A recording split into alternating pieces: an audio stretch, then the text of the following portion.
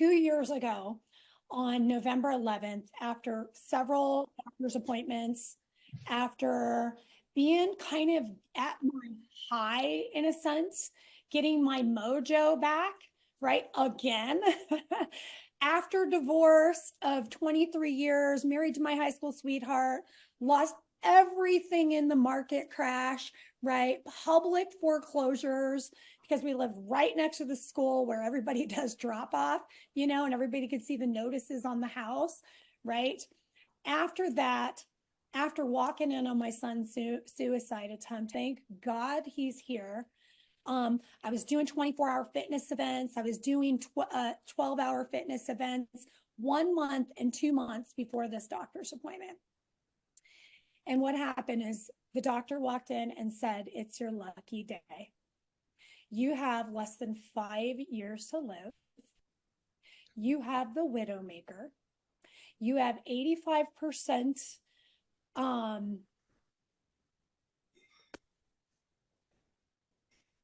Sorry, this is where it gets emotional. You have 85% blockage, and you will not survive the heart attack, and you will, you need double bypass heart surgery next week." So, of course, me going, "Wait, what?" Like, I know you're not talking to me, right? Like, looking around going, I just finished a 24-hour fitness event 2 months ago, no sleep. They're called Go Rucks, if anybody knows what that is. It's like a special forces event where you carry 30 to 40 pounds on your back for 24 hours, 12 hours, right? No sleep. You carry men, you carry bricks, and you just go, right? If anybody knows anything about the military, they call it, you get smoked. Like, I pay to get smoked. My brothers are both retired Green Berets. So they always said, "Sis, if you were a boy, you'd be a Green Beret." So I did these events, and my brother signs me up for them. And when the doctor tells me this, I'm shocked, right? My son is getting ready to come pick me up. He's my 21-year-old. I have a 23-year-old. And I texted him, I said, "I'm ready. I'm ready to go. Pick me up." So he walks in, and I look at him and I'm crying. And he thought I said I'm dying. But guess what? I was actually dying inside because I didn't know what was going to become of me. I was 47 years old. I'm like, you know what? I made it. I got through childhood trauma and abuse and divorce and my son's suicide attempt.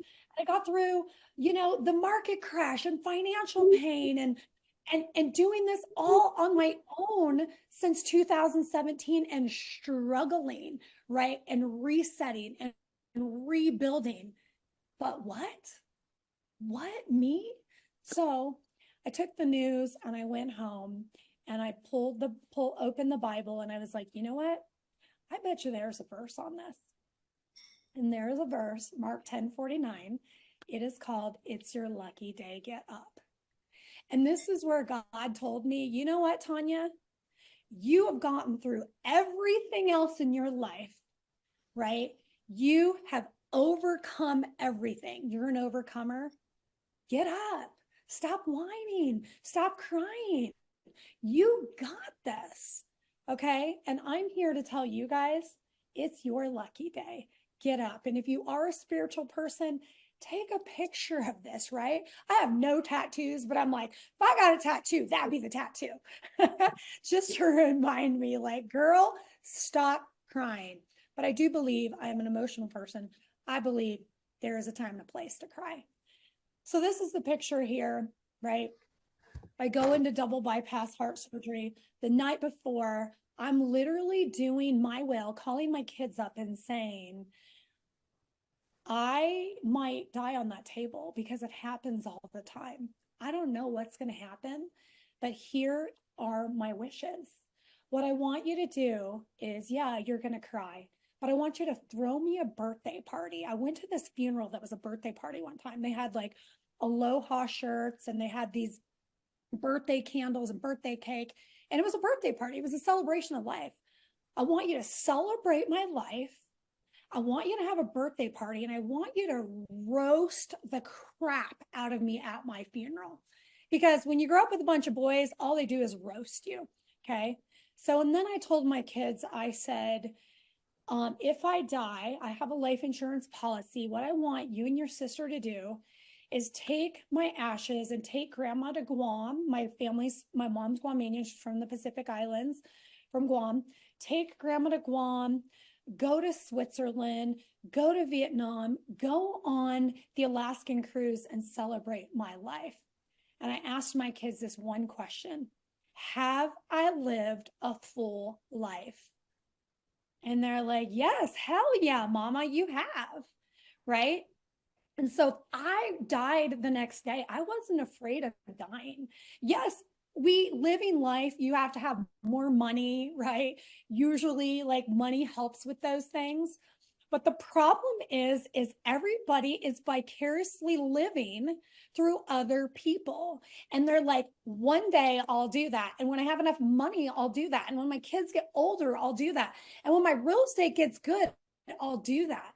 But here's the thing: tomorrow may never, ever come. And I will tell you, I am the most active person that people knew, right? As an Ironman triathlete, if you don't know what that is, it is a triathlon, okay, that is 140.6 miles. It's a 17-hour race, a 2.2 mile swim, a 112-mile bike ride, and a marathon, okay? And a lot of people are like, Tanya, are you a marathoner? I'm like, I had never run a marathon in my life. Turns out I ran one during an Ironman, and I almost died, actually. The cutoff was 17 hours. It took me 16 hours and 41 minutes. So when people are like, oh, you're an Ironman, I'm like, trust me, I almost DQ'd. So my point is that my kids said, when I said, have I lived a great life? Right? I have. And when you hear my story, I've had the worst childhood trauma than 90% of the people I know out there, maybe 99% of the people out there. And I still can die and say, I've been loved by many and I've lived a great life. Okay. And my question is can you say that you've lived a great life? Can you? Right? Can you say that you lived a great life? If you died tomorrow, are you vicariously living through other people? Or are you living, right? Are you living or are you surviving? Okay. And the only way that we can live is if we reduce stress, improve our health, and improve our happiness. The last thing is going back to the roasting. You guys will appreciate this, right? This is where self-deprecation and just knowing, like, you know what, having joy in your life. I had my two brothers there the night before, and I was born 2 months premature and I grew up, my parents were meth addicts my whole life. But I have web toes. Like some people have 2 web toes, but I got web toes and web toes on both feet. Been made fun of my whole life. But my brother said, sis, while I'm doing my will, can you leave us your toes and donate them to Ripley's Believe It or Not so that we can have lifetime membership? This is right before I'm like about to die. So I just say life is messy, but when we can have fun in it, right, and know that life is beautiful as well. Okay. So I'm going to play this video. When I was laying in my bed a week into like double bypass surgery, I was 6 days in the hospital.